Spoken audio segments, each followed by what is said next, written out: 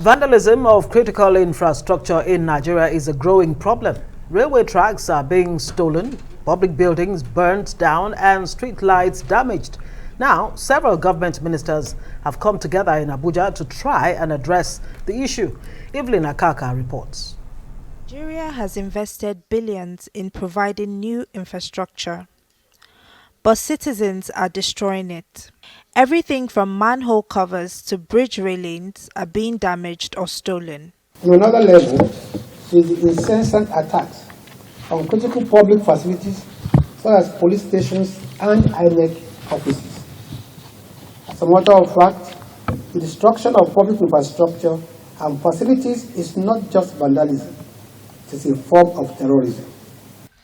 The destruction of these facilities puts lives in danger and takes a toll on government funds. There are also incidents that aren't outright vandalism, but still causes lots of damage. This is just one example of carelessness by a truck driver that has damaged a bridge. There are countless others. The space under bridges are also being misused as markets or even mechanic workshops. Bridge.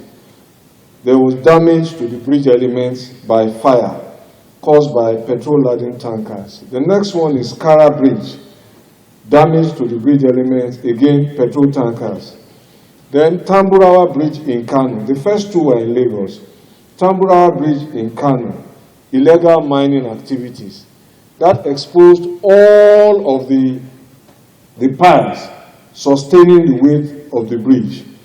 New railway projects are in progress across the country, but these are a target for thieves who cut up the tracks to sell them. And it's not just individuals responsible. The Minister of Transport says foreign firms are some of the worst offenders. Nigerian Railway Corporation has its own police, just like Nigerian Post Authority has its own police. So we are doing a lot, but not enough. That means that we have to look for equipment that will secure the line just to make sure that people are kept alive. In Abuja, street light cables are being vandalized. This is causing blackouts across the city. Officials say those meant to be protecting the infrastructure are working with the thieves. And we realized that we needed to replace immediately 400 manhole covers, 582 stormwater covers, 23,210 gully pot covers, 467 waterboard inspection chambers covers, 47 water hydrant covers. This meeting is aimed at raising public awareness of the damage that can be done through these acts of vandalism. There are calls for the laws that cover these crimes to be strengthened. The national security architecture understood and they have underscored the importance of national security assets and our infrastructure assets. So they should step up, and members of the National Assembly should quickly enact those laws to ensure that people are punished maximally. Shouldn't be allowed. It's not just public infrastructure that's being targeted. The next two meetings in this series will address pipeline and telecommunication vandalism. Those will be held in Calabar and Maiduguri. Evelyn Akaka, Arise News. All right, let's speak to the president of the Nigerian Society of Engineers, Babagana Mohammed. Babagana, glad to have you join us. Thank you very much. Studios. All right. What do you make of the government ministers coming together to try to get a hang on this issue? Yes, first and foremost, it is key having this meeting because infrastructure are very costly. So when destroyed or when you want to put in a new infrastructure, you can now imagine a new one costly, rehabilitating an old one is still costly because the money can be used for something different. But look at what is happening. People deliberately, of course, deliberately go there and vandalize infrastructural facilities for no reason. First is, are they aware these facilities are their own facilities? Because if you steal a public infrastructure or destroy public infrastructure, you are destroying your own equipment. So are people aware that what they are destroying or what they are stealing is their own? We need to get that very clear. Maybe that's where public enlightenment has to come in. Very strong one.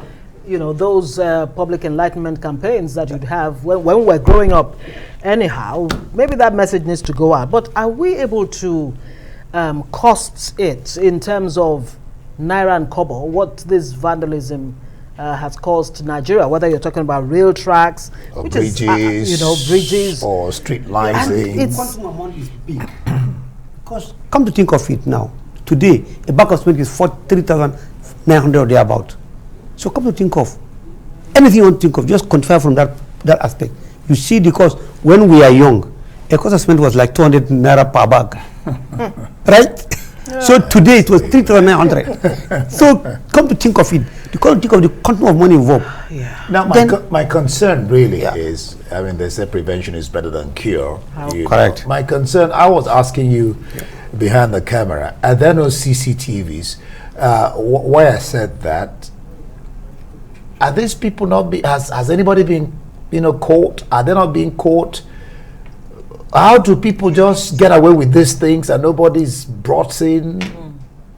The bottom line is, yes, people are caught. Some are caught, not always, but some are caught, because last week or so I saw one or two things on TV saying somebody is caught around national axis stealing railway nuts or so. But the number, and first, we should not allow it to happen before it has been noticed. Exactly. We should stop it at the point of notice. So how do that is where technology comes in. Yeah. Okay. Technology must come in. Okay. Yeah, part of the solution. It is part of solution. It's not only about monitoring. No. It should not even happen. So tell us, how do you then apply technology? Of course. Yeah. So now there are so many drones, so many monitoring activities going on, and you need to set up a lot of series of checks so that this thing will happen here. You have a station here that will be reported to, because it's a very swift action. Because drones they will only run in the air, and they will pick whoever is doing something at a particular moment, and they will send signal. Then the signal has to be instituted very closely. There must be a station very close to, at some very close ranges. Is that in the offing? Is that being considered? Is that being done? Government should tell us that. But these are the ways to go forward. Maybe government should be engaging, or interfacing with the Society of Engineers like yourself. Yeah. Are we able to say that, when these people vandalize these public assets, this is where they dispose of them? Because for them another thing. To do this, there must be a market. A market for it. Correct. Of course, yes, there's a market for it. There's a market for it. Now go to our market, you find some of these things on the shelves. How do they get there? These are simple questions we can always ask.